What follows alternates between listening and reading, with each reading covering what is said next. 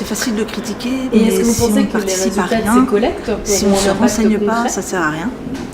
Et en plus, j'avais été invitée par monsieur le maire d'Autun, avec qui je suis en relation pour un projet de commémoration sur Autun pour lutter contre la discrimination homophobe.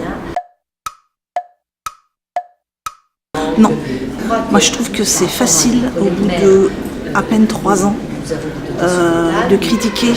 On critique beaucoup les changements, mais quand il n'y en a pas, on critique aussi. Monsieur Macron, on va dire, paye un peu les erreurs de ses prédécesseurs. Je n'ai pas forcément à imposer mes idées politiques. J'ai mes idées, je les défends quand on les bafoue, mais je les impose à personne. Moi j'ai des enfants qui sont en âge de voter, qui me demandent mon avis. Pas de questions pièges. J'ai emmené mes enfants la première fois qu'ils ont voté. Et voilà, on partage. On partage avec mon époux, avec la famille, avec les amis, mais pas plus loin. Ça dépend par quel organisme et par quel... par exemple, je sais qu'à Autun, on a un maire qui est très ouvert, rien qu'avec les réseaux sociaux par exemple.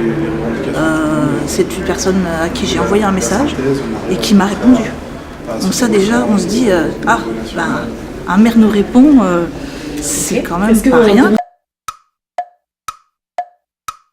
Oui, en même temps oui, et en même temps je comprends les frayeurs des gens qui se disent que les revendications papier, les revendications vont finir à la poubelle. Mais en même temps, quand il n'y a rien de fait, on se plaint aussi. Il y a une chose qui a été faite, on donne la possibilité aux gens de s'exprimer, on le fait, c'est quand même bien qu'on donne la parole. Oui, personnellement, je lutte contre la discrimination LGBT, donc les discriminations homosexuelles, homophobes et transphobes. Le gouvernement a fait cette année, en 2019, de la lutte contre la discrimination LGBT une grande cause nationale. Et je trouve que c'est important de lutter contre les discriminations, par exemple dans la rue, mais il faudrait aussi lutter contre les discriminations au sein des services publics. Puisque j'ai moi-même un enfant qui est gay, qui est transgenre, et c'est une lutte constante contre